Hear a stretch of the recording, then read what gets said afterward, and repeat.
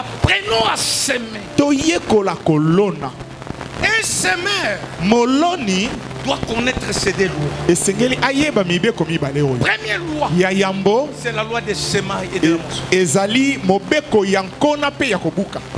qui cache beaucoup de bénédictions prophétiques. Oye bombi mapamboli ya lisakwa ebele te. Deuxième loi, Mobeko ya mibale connaître la terre.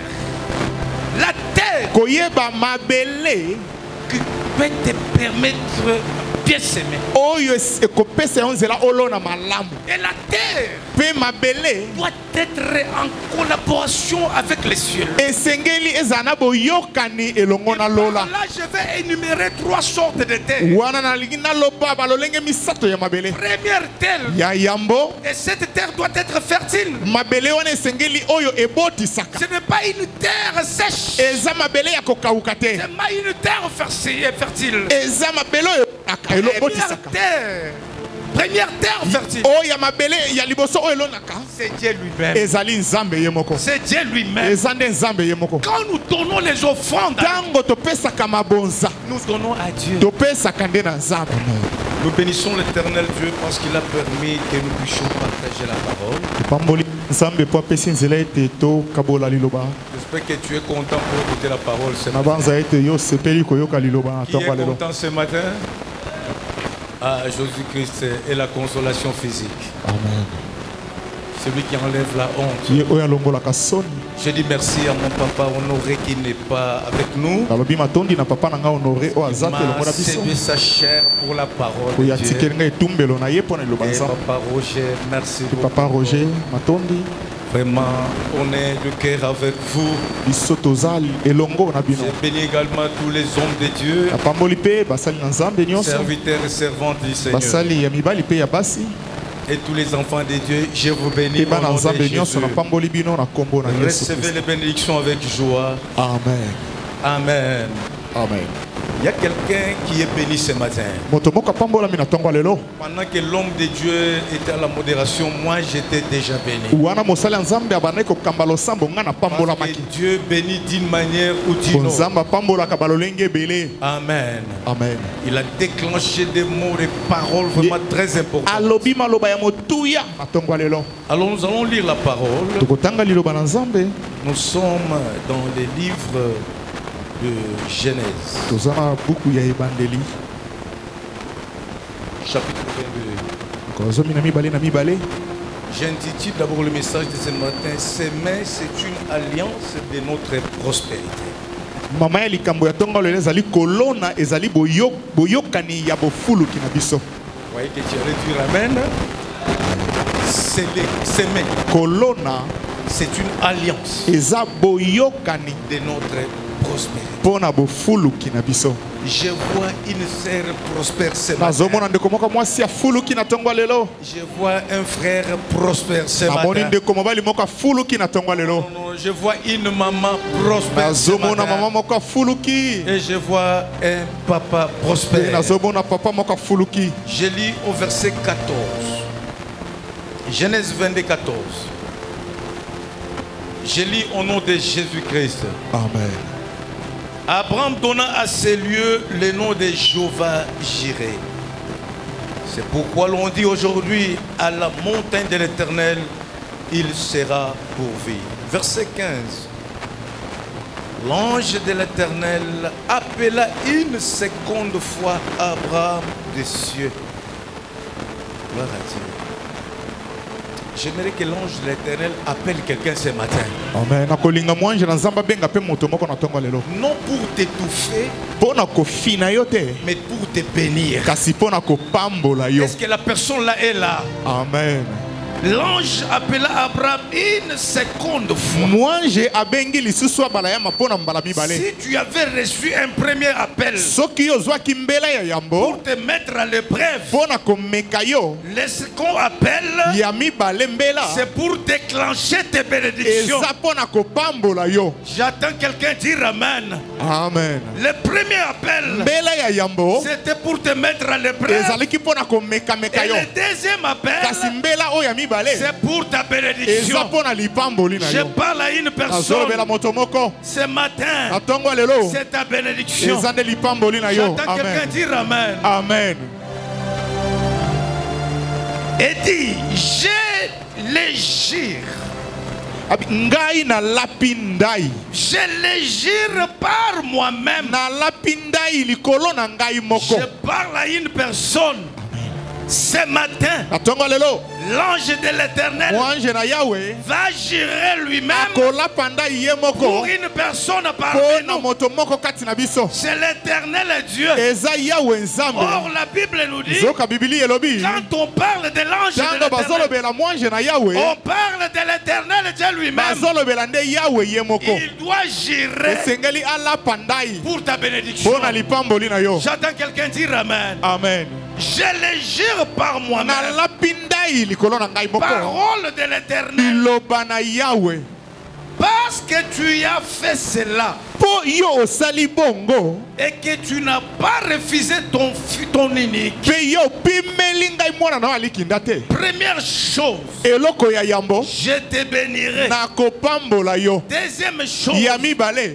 et je multiplierai ta postérité. Na kofulukisa ndele na yo. Troisième chose, Ya misato. la postérité sera comme les étoiles du ciel et comme les sables qui est au bord de la mer. Bokitani na yo ekozala lokola minzoto na likolo pe zelu ezalaka pene ya mai. Quatrième des choses, Pe ya mine. et ta postérité possédera la porte de ses ennemis. Bokitani na yo ekozwa ekuke ya banguna na bango. Cinquième des choses, Ya mitano. toutes les nations de la terre Bikolo nyonso ya mokili. seront bénies en ta postérité Ekopambola mana bokitani na yo. parce que tu as obéi à ma voix. Po yo otosi mongongo na nga. Parole du Seigneur. Amen. Prenez place. Tofandi.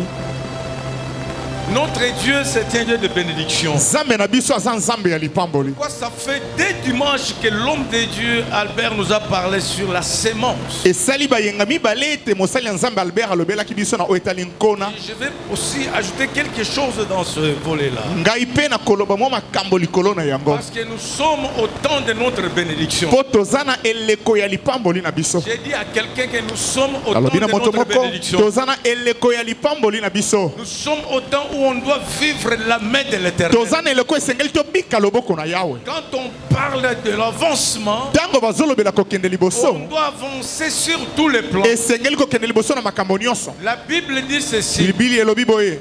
Je souhaite que tu prospères à tous égards. Nazo sepela ye tokende liboso na makambo nyonso. Alléluia. Amen. Et sois en bonne santé, Pe yo zala na nzoto kolongono. comme prospère l'état de ton âme. Ndenge molema na yo pe ezofuluka. Or, la bonne santé aussi, c'est une bénédiction. Nzoka nzoto kolongono pe eza Si tu lipamboli. es en bonne santé, Soki oza na nzoto kolongono. il faut bénir le Seigneur. Esengeli opambola Yahweh pona yango. Alléluia. Amen. C'est pourquoi j'ai l'habitude de vous dire Yango nazaka na momesano ya koloba. que vous n'avez aucun rendez-vous avec la mort. Ete yo oza na bokutani na liwa te. Vous n'avez aucun rendez-vous avec la maladie incurable. Oza na bokutani te na bokono ebikaka Ton te. corps, ce n'est pas une caverne de maladies incurables. Nzoto no ezali ndako ya bokono ebikaka te Tu as te. pris des médicaments, tu es fatigué. Omeli bakisi pe yo lembi. Mais aujourd'hui, une bonne nouvelle pour toi. Kasi lelo sango malamu mpona yo. Ton corps, Nzoto na yo c'est le temple du ezali Saint-Esprit. tempelo ya molimo santo. C'est le temple de Dieu Eza lui-même. tempelo ya nzambe ye Je moko. lève ma main, je déclare Natomboli loboko na nga na que tatoli. je mets terme à la maladie chronique aujourd'hui. Nasukisi bokono ebikaka te Je lelo. mets terme à la maladie incurable. Nasukisi bokono oyo ebikaka Tu te. dois avancer en bonne santé. Esengeli okende liboso na nzoto Tu kolongono. dois aller plus loin. Esengeli okende mosika. Alléluia. Amen. Jusque-là, tu n'as pas encore atteint même 70 ans. Yo nano okokisi 70 ans te. Tu dois arriver là-bas et Esengeli pe okokisa tu mbula dois wana. encore dépasser. Pe oleka yango. Est-ce que je parle à une personne? Amen. Une longue vie C'est une bénédiction. Ce matin, je te parle. Tu es candidat à la longue vie. Tu es candidat à la longévité. Que les sorciers de ta famille viennent pour mettre terme à ta vie. Ils ne te verront jamais. La Bible dit, celui qui vous trouble, quoi qu'il soit, il sera troublé. Celui qui fait ta mort pour que tu dévances, celui qui va partir avant. Et toi, tu es la réserve de l'Éternel. Tu es la réserve de l'Éternel. La Bible me dit qu'ils te feront la guerre. La guerre là, il y a la maladie, il y a la mort, il y a le chômage. Mais la Bible me dit qu'ils ne te vaincront jamais. Pourquoi? Parce que celui qui est en toi, il a vaincu la maladie, il a vaincu les épées, il a vaincu la mort. De même que toi, tu vaincras. De même que toi, tu vaincras.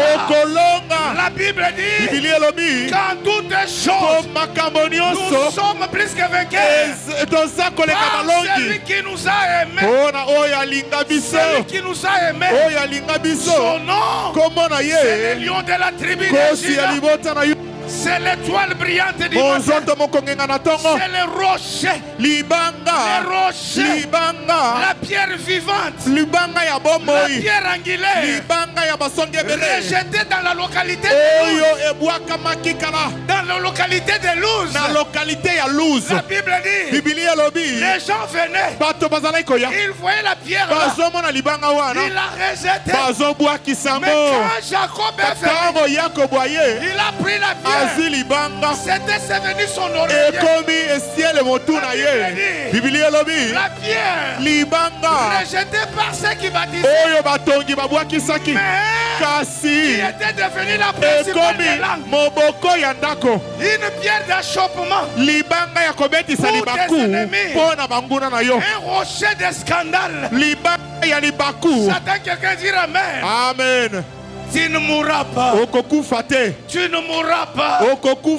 Avant ton âge. Tu ne vas pas partir. Même si tu entres dans un train et ce train-là déraille, toi tu sortiras vivant. C'est sauf. Tu entres dans un avion. L'avion connaît crash. Toi tu seras le rescapé. Tu vas sortir. J'entends quelqu'un dire Amen. Amen. Dites aux sorciers, c'est fini pour vous. Dites aux Rwandais, 18 ans, ils n'ont pas pu scinder, diviser, balkaniser ce pays. Mais aujourd'hui, c'est l'unité. Comme ils ont échoué, les sorciers de ta famille vont échouer. Ils te verront plus loin. Mais il est arrivé là-bas comment? Les dieux de Mulumba est vivant. Les dieux qui gardent. Les dieux qui protègent. Tout le monde peut m'abandonner. Tout le monde peut me quitter. Tout le monde ne peut jamais me saluer. Mais j'ai un homme. Le matin il vient. Il me dit José bonjour. À midi. José bonjour. Le soir. José bonjour. La nuit. José bonsoir. Dors bien. Je suis avec toi. La Bible dit ceci. Celui qui garde Israël, il ne dort pas. Il ne somnole pas. Il est là à mes côtés pour assurer Ma sécurité. Je suis protégé. Je suis sécurisé. Je suis protégé contre les vents, contre les maladies. Même quand je suis dans un bus, il est à mes côtés. La Bible l'appelle. Il est omniprésent. Il est partout. L'omniprésence de Dieu, c'est partout. Je t'annonce la bonne nouvelle. Quoi que Dieu est avec toi, il est avec toi. La maladie là t'intimide seulement. Mais laisse-moi te dire, tu sortiras de celui-là en bonne santé. En bonne santé. Si tu manques la garantie locative, ce matin, il enverra les corbeaux. Les corbeaux viendront pour te bénir. Les corbeaux à nourrir. Élie, il était isolé. Il a réclamé la mort. Mais Dieu dit non. Tu ne mourras pas.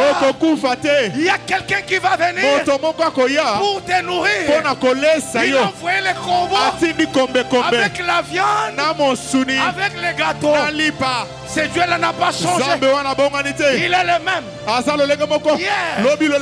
Hier, aujourd'hui, éternellement. Hier, il était avec elle. Aujourd'hui, il est avec toi. Il ne t'abandonnera jamais. Dites à ceux qui ont fui devant ta présence, ils ont commis une erreur. Ils reviendront. Ils te verront déjà bénis.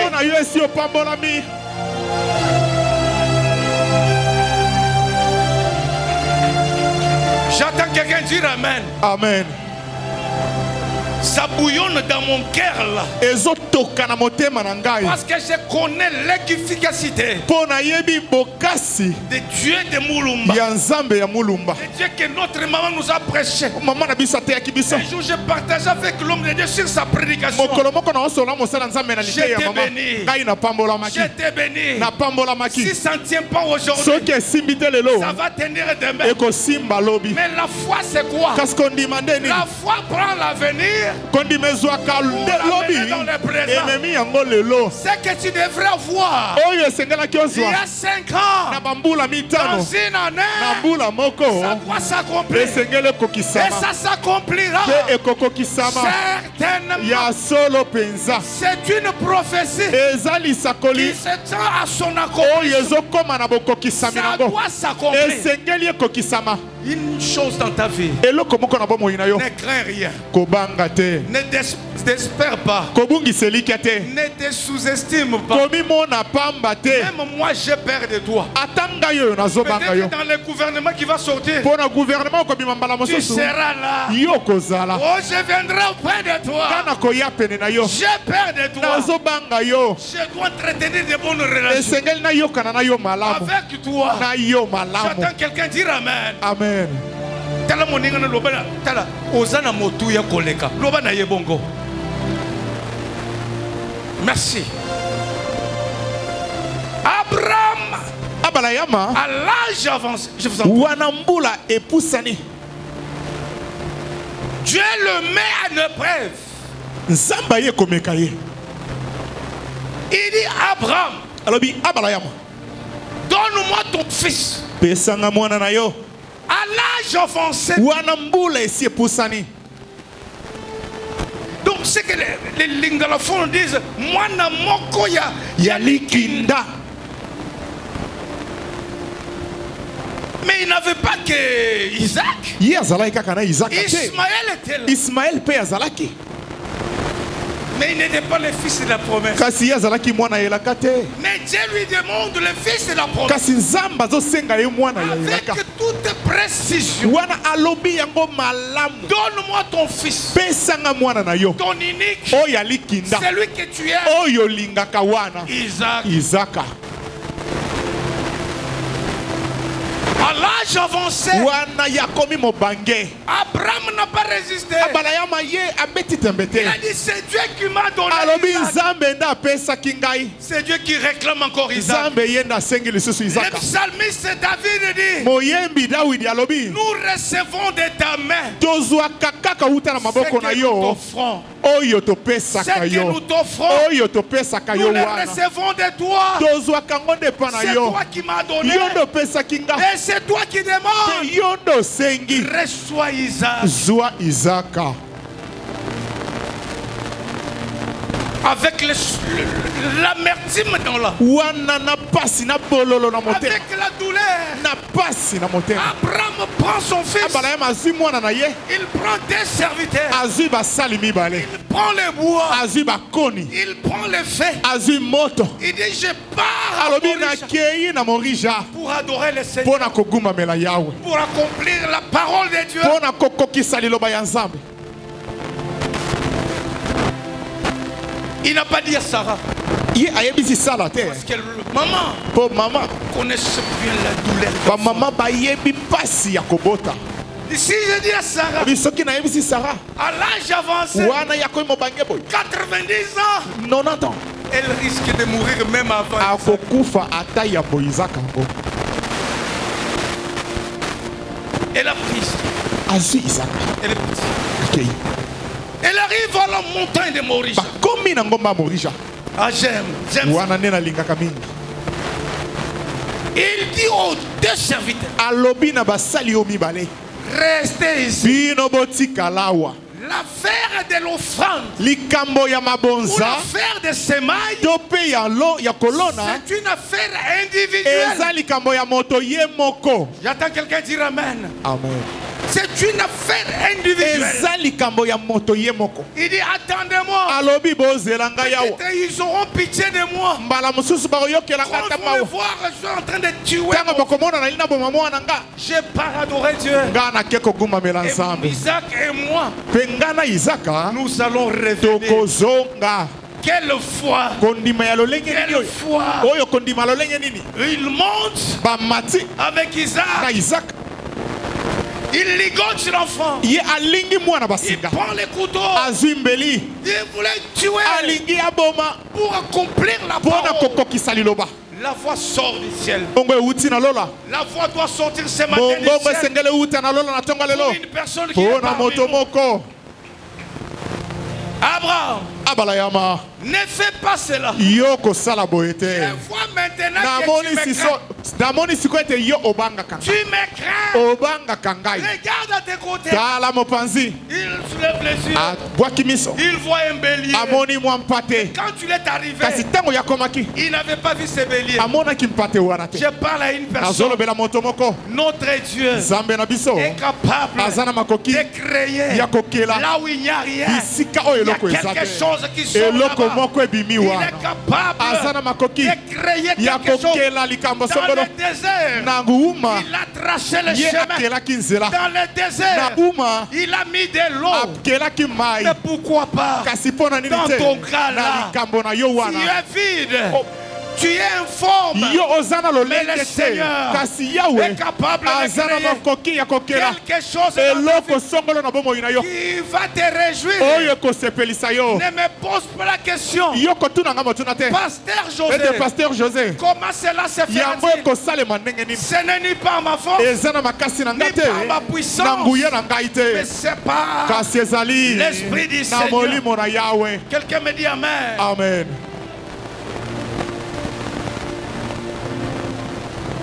Maintenant, la seconde fois, mbala ya mibale sikoyo la voix sort. mongongo ebimi La voix d'un ange. mongongo ya C'est mwange cette fois qui va sortir aujourd'hui. yango mongongo ekoyokama lelo Abraham, abalayama je les jure par moi-même. ngai nalapi ndai na ngai moko Parole de l'Éternel. liloba na yawe Parce que tu as obéi à ma voix. mpo yo otosi mongongo na La nga première des choses, eloko ya yambo je te bénirai. nakopambola yo Je te bénirai. nakopambola yo Je te bénirai. nakopambola Je yo dis ce matin, alobi na ntongo lelo la voix va sortir. mongongo ekoyokama Fini la pauvreté.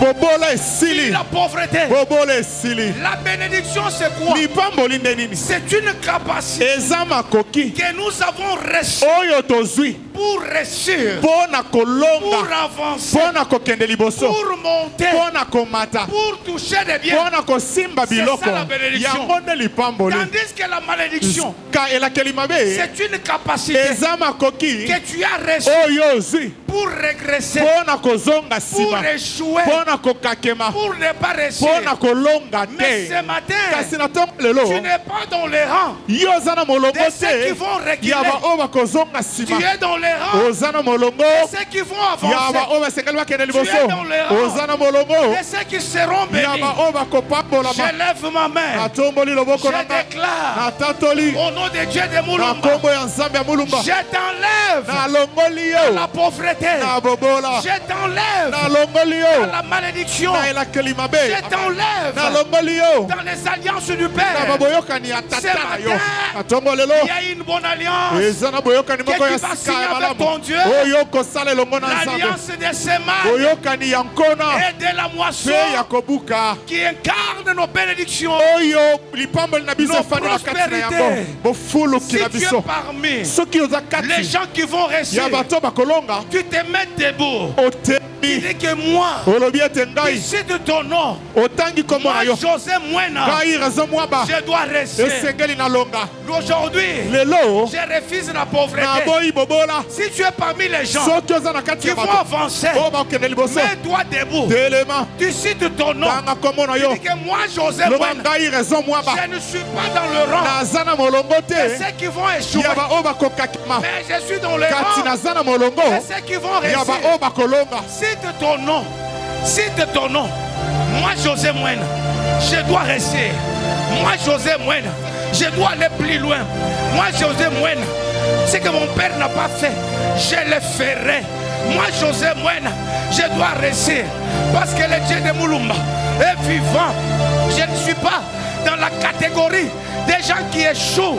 Je ne suis pas dans la catégorie des gens qui marchent avec la pauvreté. Mais moi, José, je dois réussir. Je programme cela. La réussite, c'est pour moi. Christ, tu t'es fait pauvre pour m'enrichir. Pour m'enrichir. Je suis riche. Je suis riche. Je suis riche. Je suis riche. Je dois réussir. Alléluia. Alléluia. amen Alléluia. amen Regarde celui qui est à tes côtés. tala oyo aza pembeni na yo Dis-lui bonjour, yebisa patron. ye Bonjour, patron. Avec le sourire, bonjour, patron. Oh là là là là là là là. Avec la foi, bonjour, patron. Tu es mon patron de demain. Je te vois en train. Je suis dans ton véhicule bien fit. Est-ce qu'il y a les patrons ici? Merci, ma maman patronne. Est-ce qu'il y a les patrons ici? amen Non, non, j'ai dit les patronnes. Les patronnes. Il y a les patronnes ici. Les patronnes peuvent dire nous sommes riches. Est-ce qu'il y a les patrons ici? Je te vois je me vois dans ton véhicule. Tu es en train de me déposer quelque part. Je suis debout tout au long du boulevard. Tu viens, tu parles que devant moi. Tu me dis, José, entre. Je dois t'accompagner. Parmi ces gens-là, c'est toi, c'est toi. amen Je dis, c'est toi. amen Parce que la bénédiction, po ete lipamboli c'est l'avancement. eza nde kokende liboso Je suis entré dans un bureau nakoti na esika moko ya d'un mosala futur député ici. ya député moko ya lobi awa ya ministre ya lobi awa Mais amen c'est toi dont je te eza parle. yo nde Que nazolobela tu sois femme, azala mwasi que tu sois homme. ozala mobali Je te vois dans ton bureau. nazomona yo na biro na Je yo viens demander l'audience naye koluka kokutana na yo pour te voir. mpona mona yo Je ne peux pas te sous-estimer. nakoki komona yo pamba te La personne là, c'est toi. moto yango nde yo amen La personne là, c'est toi. amen Je lève ma main. natomboli loboko na Je ngai déclare. natatoli Le Dieu de Moulumba est vivant. nzambe ya mulumba aza na Tu boboyi n'es pas pauvre. yo oza mobola Tu te n'es pas pauvre. oza mobola te Ce matin, na ntongo lelo parmi nous ici, Parmi nous, kati na biso il n'y a pas les pauvres. mobola zate Nous sommes dans la salle d'attente. tozana esika ya À chacun bozeli son tour. moto na moto na ngala À na chacun ye son moto na tour. moto na ngala na ye J'attends que Meshach entre. nazozela meshaka Après kota Meshach, nsima ya C'est meshaka José qui va venir. raison mwa banda koti Nous sommes dans la salle d'attente. tozana esika ya bozeli Ceux qui entrent dans le Congo Airways, oyo bakotaka na congo airways laissez-les entrer avant. botika bango bakende Moi j'attends ngai ça. nazozela se J'attends mon tour. nazozela mpe ngala na Il ngai en est de même pour toi. amen Quelqu'un me dit Amen. amen Assis-toi. fanda C'est parce qu'Abraham a semé. eza po ete abala ya malonaki Vous savez, papa Roger, bayebaki loi ya sema ina moisson. La loi là. Et il savait semer quoi à Dieu. bayebaki nini yango esengeli kolona epanza Je prends l'exemple de Jacob. nazwi ndakisa ya yakobo Jacob quitte chez Laban. yakobo alongo epai ya laban Béni, béni, béni. apambolami mpenza Des femmes, basi des enfants, bana des bétails. bibwele Il dit je pars. alobi nakei Je suis béni. ngai napambolami Mais parce que je connais la loi de Shema. kasi lokola nayebi mobeko ya kolona Qu'est-ce que je peux ériger entre moi et Laban? nini yango nakoki kotelemisa kati na ngai mpe Qu'est-ce que laban je peux semer? nakoki kolona La nini Bible dit qu'il Biblia elobi appela Laban son oncle. ayebisi laban noko na ye Jacob a érigé une montagne. ye atelemisi ngomba moko Je dois semer. abi esengeli na lona Et il a appelé cela Jégar Sahadout. abengi yango sarabuta Jégar Sahadout. jegar sarabuta C'est-à-dire elakisi monument témoin des souvenirs. esika ya mabanzo na ngai J'étais chez Laban. ngai nazalaki epai laban Dieu m'a béni. nzambe apamboli nga Mais je dois ériger cette montagne. esengeli natelemisa Il ngomba appelle oyo ça Jégar Sahadout. abengi yango jegar sarabuta Monument témoin des souvenirs. esika ya mabanzo na ngai Le témoignage de maman Denise m'a édifié le dimanche. litatoli ya mama denise Le témoignage epesaki de nga papa m'a makasi édifié. ya papa mpe epesaki nga makasi Tu peux s'aimer. okoki kolona Tu attends seulement la... ozozela kaka misolo Tu peux s'aimer. okoki kolona Il y a des portes fermées des années. mpe bikuke oyo ekangama mambula Mais kala quand ils laissent le Jégar Sahadout dans kasi l'église, ntango yo telemisi jegar sarabut na bomoi na yo l'Éternel Dieu ouvre toutes les portes. yawe afongoleli yo bikuke nyonso Et ça s'ouvre mpe automatiquement. ezofongwama yango moko Il dit, est-ce que c'est moi ou bien ce n'est pas eza moi? ngai to mpenga te Tu vas te poser cette question ce matin. okomi tuna mpe motuna wana na C'est ntongo moi ou lelo bien ce n'est pas? ezali ngai to te Il dit, je te bénirai. alobi nakopambola yo Deuxièmement, je Yami bénirai Bale. ta postérité. nakopambola bokitani na yo Les parents qui sont ici, baboti oyo bazali même awa les petits parents, ata baboti ya lobi oyo j'élève bazali ma main. natomboli loboko na J'ai nga béni ta postérité. napamboli bokitani na yo J'ai béni vos enfants. napamboli bana na Je bino bénirai ta postérité. nakopambola bokitani na yo Qui est un sorcier ndoki nde nani qui peut venir oyo akoki koya pour jouer avec la vie de tes mpona enfants, kosakana na bomoi ya bana na yo pour maudire tes mpona enfants? kolakela bana no mabe Balaam dit à Balak, balama alobi na balaki comment maudirais-je le peuple, lolenge nini nakolakela mabe libota le peuple libota que Dieu a déjà oyo béni? yawe esi apamboli Tu es le béni de l'Éternel. yo oza mopambolami na J'ai yawe dit, tu es le béni de alobi oza l'Éternel. mopambolami na Ta yawe postérité est bénie. bokitani na yo epambolami C'est pour chaque matin je prie pour mes enfants. Seigneur béni. Atonga Seigneur nazopambola béni. nazosambela Seigneur mpona bana béni. nzambe epambola Mais bana j'aimerais voir là où la malédiction va entrer. nali namona bisika La oyo malédiction des pères, les alliances oyo là. ya tata boyokani wana Pauvre diable. satana mobola Des fois la voix, na mosusu kondima c'est la folie. eza liboma La foi. kondima Mais j'ai dit, j'ai deux hommes qui étaient avec nous ici. Maman, n'a moni sapato moko jo moko na tia kitoko. Na tourner mes sapato yo. On sombi wapi? Abi boutique on est sur na commerce bani. Wa. Ngapi lokula na chercheur na kei. Na kuti sapato ngo. Papa, quand transport aller-retour. Sapato dans les 200 quelques $. Moi, moi, on appelle Boboto Bondeko. Boboto Bondeko. Même si je suis dans la classe, Boboto Bondeko. Il faut qu'il y ait un batuna et Sengo. Et Sengo les Kinyonso. Et Sengo et Fongo la porte.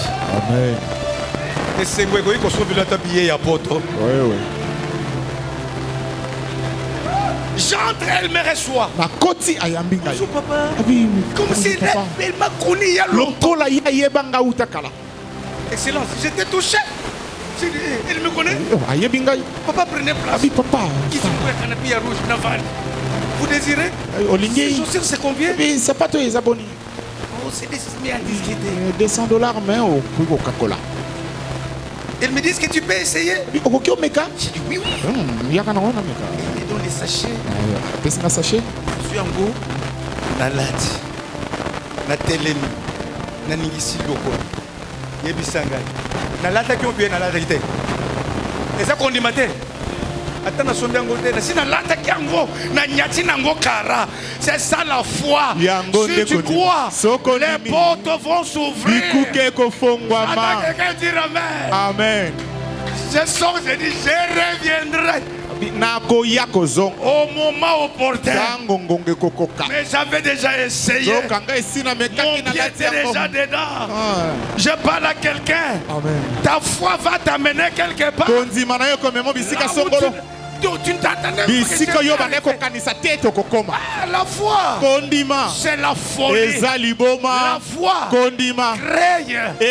crée là où il n'y a rien. C'est pourquoi ce matin, là où toi tu as souffert, ta postérité ne va pas souffrir.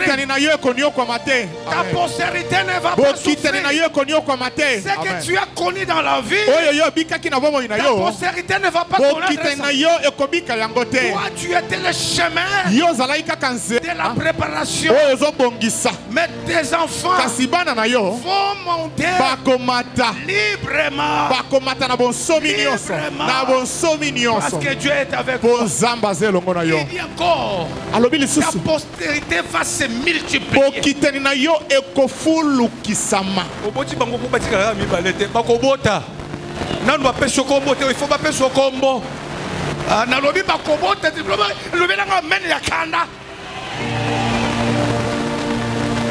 J'ai un ami qui est décédé hier en Belgique. On est ici avec lui. Son nom c'est Kapa Kabasela. Il est décédé hier. Après il a porté des bota. Bande kusumi ngamba funguli tout ya kobota bota. Ngana kobota, na kobota, na on a botité. Pas à 3. Il faut pas comme 6 ou bien 7 ou bien 8.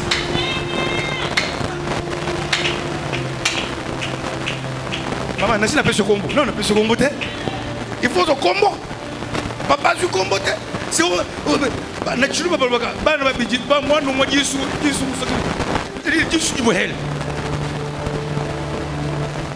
c'est pourquoi ce matin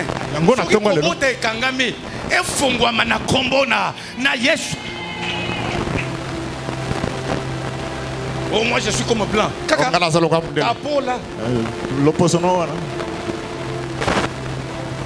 C'est terrible, hein? Ne limitez pas Dieu. Si Dieu a ouvert, continue comme ça. Quelqu'un me dit amen. Hein? Amen. Alléluia. Amen. Ta postérité sera comme les étoiles du ciel et les sables qui se trouvent au bord de la mer.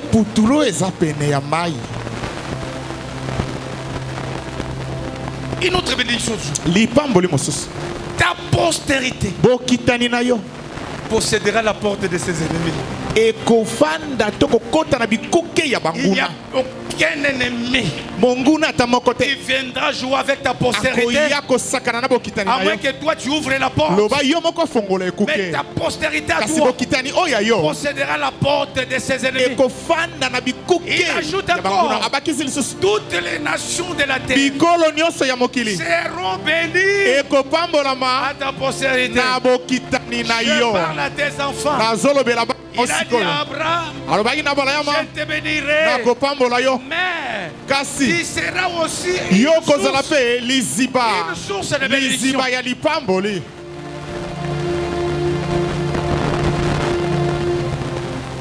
es une source de bénédiction. Amen. Ozali ziba ya mapamboli. Je déclare et je Na décrète. katoli pe na lobi. Tu es une source de Ozali bénédiction. ziba ya Tu mapamboli. es une source de bénédiction. Ozali ziba ya mapamboli. Abraham est arrivé à Abraham Canaan akomi na Karan. parce qu'il était la source de bénédiction. Lokola ya zalaki li ziba ya Il a lipamboli. commencé à donner. Akomi kopesa. Il a commencé à partager. Abandi kokabola. La main qui donne, Loboko c'est epesaka. celle qui reçoit. Nde yango ezuaka. La Bible dit dans Bibili Luc, elobi. donnez et il Kopesa. vous sera donné. Pesa pe kopesa mela. Car on versera Po bakotia dans votre sein na etum une bonne eloko na yo. Epimelo ya malamu. serrée Oyo eningani et eningisami. qui va Pe déborder oyo fuluka dans le pays de Canaan. na mboka ya Karan. Il a commencé à partager avec les gens. Ki abandi kokabola elongo na Il a bato. commencé à donner. Abandi kopesa. Il soutenait même l'œuvre de Dieu. Azosunga ta moto Bien nzambe. aimé dans le Seigneur. Olinga mikati na kolo. Ne ferme pas ta main. Kokanga loboko na yo Je te. me rappelle Nazobanza lisusu. le jour de la mort de sa femme. Mokolo ya liwa ya mwasi na ye. Il cherchait un endroit Azoluka esika. où il devrait enterrer sa Pona femme. kokunda mwasi na ye. Il arrive à Macpéla. Akomi na Makpela. Il demande un endroit. Asengi esika Il moko. demande une concession. Asengi mwa Il lopango. dit, je cherche un endroit Alobi nazoluka esika. où je peux enterrer ma Bisika femme. na kokunda mwasi na nga. Les gens de la ville ont dit, Bato engoma balobi. prends cette concession. Yo zwa lopango yo. Ça t'appartient. Eza ya yo. Abraham a dit non. Abalobi te. Je dois donner la. Esengeli na somba yango. Je suis béni. Nga na pambolama. Quand on est béni, Tango moto apambolami. on donne l'argent. Bapesaka On mbongo. refuse la gratuité. Baboyaka ofele. On refuse la gratuité. Baboyaka ofele. Quand on est béni, Tango pambolami. on refuse la gratuité. Esengeli koboyaki ofele. Abraham a refusé. Abalama aboyi. Les gens ont dit non. Bato balobi te. Abraham a dit Abalama bi te. non. Te. La loi du plus fort Mobeko ya oyo eleki est makasi. toujours la meilleure. Eza koleka. Abraham a acheté. Balama asombi Il esika a wana. refusé la gratuité. Aboyi ki ofele. Il a refusé. Aboyi. Il a enterré sa femme. Akundi mwasi na ye. Là où il a enterré sa femme, Bisika kunai mwasi na c'est ye. là qu'il a été enterré Nde aussi. bisika ye pa kundamaki. Isaac, Isaka. même endroit. Kaka na esika wana. Rebeka. même endroit. Akundamaki kaka wana. Jacob, Yakobo. même endroit. Akundamaki kaka wana. Mais s'il avait pris ça au Soki fait, azwaka yango ya ofele. un conseil que je te donne dans la Toli moko na opesa na bomoi. refuse la gratuité. Boya ki ofele. Refuse ya ofele. Boya ya ofele wana. Lipa mateka ya ofele. Lipa mwamba ya ofele. Mateka mosusu basangisi yango na bibwelele ya soso. Toi tu prends, on est en train de t'envoûter. Bazoloka yo. Foufou ya batu ya ofele car le premier tu es là. Tu connais déjà les calculs. Oyebi Tu prépares à 15 heures. balambaka na 15 heures. 15 heures tu arrives, 15 tu heures yo manges. komi olie. 18 heures tu es chez Papa José. Combien pas papa José? Parce que José prépare à 18 Foya heures. lambaka 18 heures. 20 heures tu es 20 chez heures. Dedo. Vous êtes pas à Parce que lui mange à 20 heures. Foya liaka na 20 heures. Et tu t'es rassasié comme ça. Pe yo tondi kaka bongo, tondaka bongo. Avec la gratuité. Kaka na ki ofele wana. Les gens pareils Bato ya lolenge wana. deviennent gros. Bakomaka minene moko. Trop gros. Minene. Non, vous ya ofele. Yomoko kolo fufu lozo konda. Et puis azoni maintenant souputi na suka vina lo asengi na lutu.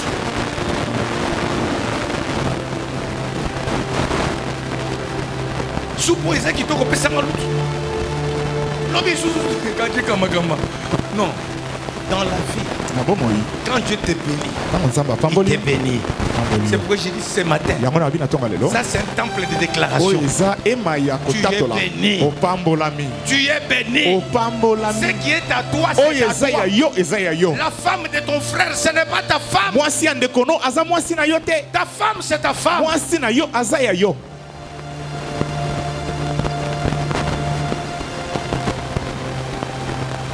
Il a refusé la gratuité. Ye aboyi ya ofele. Mais bien aimé, Olingami. apprenons à s'aimer. Toyekola kolona. Un semeur Moloni doit connaître ses deux lois. esengeli ayeba mibeko mibale oyo. Première loi, Ya yambo c'est la loi des semailles et de la moisson, ezali mobeko ya nkona pe ya kobuka. qui cache beaucoup de bénédictions prophétiques. Oye bombi mapamboli ya lisakwa ebele. Tu dois connaître cette loi. Esengeli oyeba mobeko C'est oyo. dans Genèse 8, 22. Eza na mokanda ya ebandeli. Tant que la terre subsiste, Wana mabele ekozalaka. les semailles et la moisson ne cesseront jamais. Mobeko ya kolona pe ya kobuka ekosila te. Deuxième loi, Mobeko ya mibale connaître la terre. La terre koyeba mabele qui peut te permettre bien s'aimer. oyo ekopesa yo nzela olona malamu. Et la terre Pe mabele doit être en collaboration avec les cieux. esengeli ezana boyokani elongo na lola. Là, je vais énumérer 3 sortes de terre. Wana nalingi naloba balolenge misato ya mabele. Première terre, Ya yambo et cette terre doit être fertile. mabele wana esengeli oyo ebotisaka. Ce n'est pas une terre sèche. Eza mabele ya kokauka te. C'est pas une terre fertile. Eza mabele oyo elobotisaka. Première terre fertile. Oyo ya mabele ya liboso oyo elonaka. C'est Dieu lui-même. Ezali nzambe ye moko. C'est Dieu lui-même. Eza nde nzambe ye moko. Quand nous donnons les offrandes, Tango topesaka mabonza. nous donnons à Dieu. Topesaka nde na nzambe. Mais tu as quelle manière de donner Kasi d'offrande? yo oza na lolenge nini ya kobonzela nzambe. Je crois, la maman, dans ce panier-là, il y a même des 50 francs. Na banza na kitunga ata ba 50 francs ezalaka. Oh, quand on donne à Dieu, Zoka tango topesaka Dieu, nzambe. c'est une terre fertile. Nzambe aza mabele oyo ebotaka. Il bénit. Apambolaka. Tu offres comment? Opesaka ndenge nini. Bien habillé. Mais avec 200 francs. Kasi na 200 francs. Avec 300 francs. Na 300 francs. Avec 500 francs. Na 500. 1000 francs. 1000 francs. Mais les souffles de vie que tu as, Zoka pema ya bomoi oyo oza nango. ça coûte extrêmement cher. Eza motuya koleka. Quelqu'un me dit Amen. Amen. Deuxième terre fertile, Mabele ya mibale oyo ebotaka. c'est l'église du Seigneur. Eza ecclesia na nkolo. L'église, c'est une terre fertile. Ecclesia ezali mabele oyo Quand ebotaka. je soutiens l'œuvre de Dieu, Tango nazosunga mosala na je nzambe. soutiens l'église. Nazosunga ecclesia. Je suis en train de s'aimer Wana nazolona dans une terre fertile. na mabele oyo ebotaka. Un jour, Pe mokolo ezali je serai prospère. ngai nakofuluka. Est-ce que quelqu'un peut me dire Amen? Amen. Vous voyez les fleurs que nous avons. C'est Ozomona l'œuvre bafololo des enfants oyo. de Dieu. Ezali mosala ya bana na nzambe. Les rideaux que nous avons, Barido toza nango. les tapis, Tapi oyo toza nango. c'est l'œuvre des enfants de Dieu. Eza mosala ya bana na nzambe basali. Maintenant, toi, Kasi yo regarde. ozotala. Et Inde la bango. Et Beba. Tu veux que Dieu suscite même des pierres? Olingi nzambe asekwisa ta mabanga. Non, l'église, c'est une terre fertile. Ecclesia ezali mabele oyo ebotaka. Tu dois semer Esengeli olona pour récolter. mpona kobuka. Tu dois entretenir la maison de Dieu. Esengeli obongisa malamu ndako na Qu'est-ce qui nzambe. manque que je t'ai Nini aussi donné? ezozanga oyo nga nakoki mpe kopesa. Dieu a ajouté 15 ans à Ézéchias. Nzambe abakiselaki Ezekias mbula Il 15 avait pris soin aussi de la maison de kaka Dieu. mpo ye azwaki atalelaki malamu ndako ya nzambe. Ne laissez pas tout à l'homme de Dieu. Totikela mosala nzambe asala nyonso te. Parce qu'il est Po ete ye dans sa bouche là, na monoko na ye wana dans son ventre, na libumu na ye c'est plein de nos bénédictions. mapamboli na biso etondi ebele. Qui a fait ça? Nani asali boye? C'est raison. Raison moi. Oh là là là là. Oh. Fils, Mwana que Dieu te bénisse. nzambe apambola yo Et tu es béni. mpe yo pambolami. Quelqu'un me dit Amen. Amen. Qui a acheté ça? Nani asombi Je eloko? vois des chaises rouges. Nazomona bakiti kuna. Non, c'est le frère d'elle. Oyo eza ndeko Oh, songolo. mon fils Oh Angelo. mwana na ngai. C'est toi qui es venu avec des Nde moto chaises. ye na bakiti. Que Dieu te bénisse. Nzambe apambola yo. Il faut ravir les bénédictions qui se trouvent dans la bouche de cet homme. Esengeli kobotola mapamboli eza na monoko Le ya jour où moto. il a dit Mokolo alobaki que je donne 10 000 $ pour les abina kopesa instruments. 10 000 $ mpona bainstrument. J'ai dit les enfants de Dieu voient ou bien ils ne voient pas. Biba na nzambe azomona to Il te. est en train de nous ravir toutes les Ye bénédictions. azobotola biso mapamboli nyonso. Il est béni. Apambolami. Tu dois être aussi béni. Yo pe esengeli opambolama. J'ai dit il est béni. Nalobi ye apambolama. Tu dois être aussi Yo pe béni. esengeli opambolama. D'ailleurs, tu dois changer de maison dans des jours ici. Tu dois changer de maison. Amen.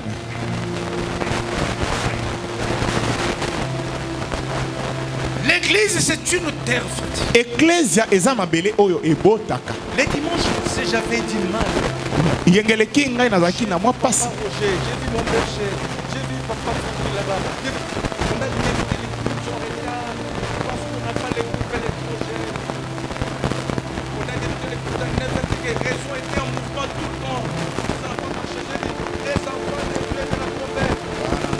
Un groupe. Groupe Parce que électrogène. $800.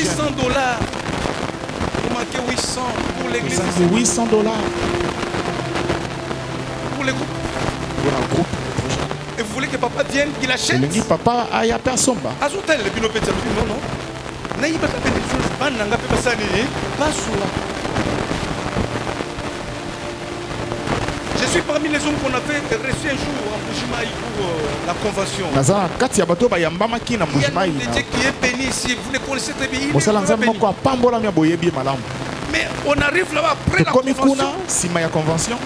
Il n'avait rien pour payer les billets des autres. Ye azalaki na eloko te pour Il afuta appela billet. son pasteur. Bengi pasteur. Louez les camions, venez chez moi. Prenez tout, To tout. loué ba camion bozwa nyonso. Allez vendre.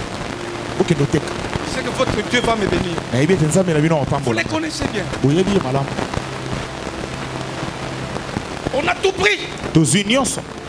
Demain, il nous invite dans sa maison pour la Lobi prière. abengi biso na ndako neto ke dosanga. Pour manger. Po tolia. Maman, tolia na se. Totali me. Oli bomani. Atandi na se basani bolia. Nyonso ekei pour vos billets. Nzamba pambola ngai. On a mangé avec douleur. La Bible dit Il lobi. qui sème avec douleur. Oyo alona kana kolela. Les jours de la moisson. Mokolo ya Ça sera kobuka. avec les chants d'allégresse. Ezalaka na banzembo ya isengo. Oh là là. Moi je n'ai pas pu manger. Chaque fois quand je le vois, Kai je na dis, kokai papa, kolia te na kokite. quelle épreuve. Oyo komekama ya lolenge nini. Mais après 2 jours, il y a les enfants qui viennent de Boya, en Bushman. Bana bauti Diamant. moya na Mbujimayi. Na Ils ne diamant. connaissaient pas les prix. Bayebaki Ils donnent à ces nango te messieurs. bapesi ndeko wana. Nous sommes besoin près de toi pour que tu donnes l'argent. Toyeli yo memeli yo popesa mbo. Regarde, Atali. Abi oyo. Madame, viens, Mama yaka. prépare pour eux. Lamba pona bango.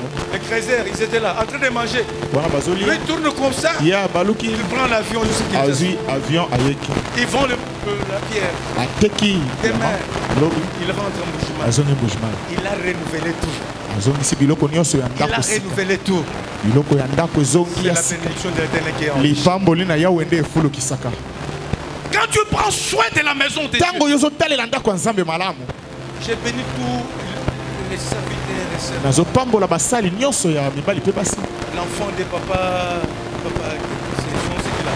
Le technicien là. Eliel. Ah non, non, non, non. Au fouet. Les jeudis. Tango nyonso jeudi. Je dis cet enfant, Mwana oyo sa place ce n'est pas ici. esika na eza awa te. Sa place, Esika na ye c'est aux États-Unis eza na d'Amérique. États-Unis d'Amérique. Amen. Mais Aliana Numbongo ya Awa. Il est là, en kilote de folie. Azalaka awa. Il prend soin de la maison. Ye abongisaka ndako ya nzambe. Il prend soin de l'église. Zwa C'est bongisa eklesia. c'est une terre fertile. Eza mabele oyo ebotaka. Et troisième terre fertile. Pe mabele ya misatu oyo ebotaka mpona C'est l'homme kosukisa. de Dieu. Eza mosali na Bien-aimé dans le nzambe. Seigneur. Olema Dans kati la na Bible, na Biblia voyez les hommes et femmes qui ont nourri les hommes de Dieu. tomona basi mpe mibali oyo balesaki basali ya nzambe Ils étaient bénis. bapambwamaki. Il faut vous refuser de donner quelque chose à papa parce que non, non, il est béni. Mbala Non. mingi toboya kopesa ye mpo tobia papa na biso apambolama te. Bénédiction là, il va prendre ça avec joie. Lipamboli na yo wana akozwa yango na esengo. Ces choses vont vous bénir, bien-aimés dans le Seigneur. Makambo oyo ekopambola Et vous biso. irez plus loin. Mpe kokende mosika Entre veuve de Serepta kati na mokufeli mobali ya Sarepta et Élie, na Elia. qui avait béni l'autre? Nani apambolaki moninga? Je dis bien, donne-moi d'abord. Élie a dit, pesa ngai nanu. Ramasser des bois. Nga na uti olokota bakoni mibale. Élie, donne-moi. Yo pesa nanu ngai. Actuellement, si c'était. Aïe, Ezala sikoyo. on allait taxer l'homme de Dieu comme un mendiant. Oyo Et comment mutamatolo il oyo. insiste. Azobeta sete boye. Après cela, Sima na yango la femme était bénie. mwasi oyo apambwamaki. La Tsunamite, Mwasi ya avec Élisée. na Elisa. Non, bien-aimé dans le Seigneur. Apprenez ces choses. Toyekola makambo oyo. Venez voler toutes les bénédictions Toya kozwa mapamboli qui nyonso se trouvent auprès de cet homme. oyo eza kati ya Il ne faut moto. pas voir son rang social. Tomona epimelo na Il ye est te. comme ça. Aza Il boye. est béni. Ye aza pambolama. Non. Te Ben donné. topesa Offrande du prophète ici. libonza ya lisakoli L'homme awa. de Dieu qui a prêché les. Mosala nzambe ateyaki yengeleki. On dit maintenant, venez sceller. J'ai compté déjà au bout des doigts. Mais quel verset, quelle prédication, quel enseignement. Pendant qu'il prêche. Amen. Amen. Ebele. Mais offrande. Pour les soutenir. Pour les gens comptés au bout des doigts. La main qui donne, c'est celle qui reçoit. Si tu apprends à s'aimer, la prospérité est plus près de toi. La bénédiction, la sémence ouvre les portes. La trompette, nous devons comprendre ces choses. Et l'éternel Dieu va vous bénir. L'éternel Dieu sera avec vous. Et Dieu ne vous abandonnera jamais. Quelqu'un me dit Amen, très bien. Amen. Pour terminer, bien aimé, ça m'avait touché parce que on me reçoit je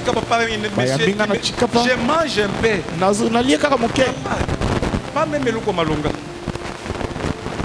Moi si nazem oh boy tout ça. J'ai dit oui. Il y a 500 000 pas pour la biso. Oh tout bon ya. J'ai prié. Assemblée. Ils en ont fait nous pour liango boy ko mo regretter non. Taliango biso to mesana manyoko mayisi mais wana manyoko ozo benda boy zo benda na loboko na je dois manger 3 ans après mes chaque sinon pour la misat azo voyager to comme l'aéroport je vois les messieurs ventrer amoni mutu libu munene papa passer je sais pas c'est qui la coupe je suis pressé oh nani susu. Bonjour mon pasteur. Est-ce que tu as déjà acheté les billets? Yo, on mes billets? Non, je ne vais pas acheter maintenant. Ah oui, non, garde ton argent. Yo, garde ton argent. On entre avec lui. Achète les billets. Je ne les connais pas. Tu vas me connaître. Tu étais venu Chikapa. Tu étais chez moi. Là où se trouve le manguier. Je t'avais reçu dans ma maison. Ma femme est enceinte. Vraiment, Dieu nous a bénis. Dieu nous a bénis. À côté de Bongo, à Sombina nous billet, à Bezo Kendekuna. Mon séjour, Yango Yochan approche. $200. Papa, au cause de numéro, Mouzouzou. Bapeso yomoko senga ukona bénédiction ya mutu eza la kaya mutu moko awa bazo ba numéro na yoka pona bénédiction na likoyo pour le moment il n'y a personne qui s'intéresse à toi même ton numéro personne. Mais les gens viennent. Les temps viennent. Elle est déjà là. On va chercher ton numéro, ton adresse, ta maison. Papa, tu habites où? Même si tu habites Maluku, ils viendront te chercher. Parce que la bénédiction attire toujours. La bénédiction attire toujours. La bénédiction attire toujours. Tu dois comprendre ces choses. J'élève ma main. Reçois la bénédiction. Reçois la bénédiction. Que les portes s'ouvrent. À gauche. Que les portes s'ouvrent. À droite. Que les portes s'ouvrent. Au nord. Que les portes s'ouvrent. Au sud. Que les portes s'ouvrent. Cette année. Avance très bien. Cette année, va plus loin. Cette année, il n'y a personne qui va te barrer, qui va te bloquer, qui va te soutenir. Je l'aime, je sais que tu n'as pas reçu. Aujourd'hui, tu dois le recevoir. Aujourd'hui, tu dois avancer. Parce que la bénédiction, c'est la capacité qui nous permet avance. J'ai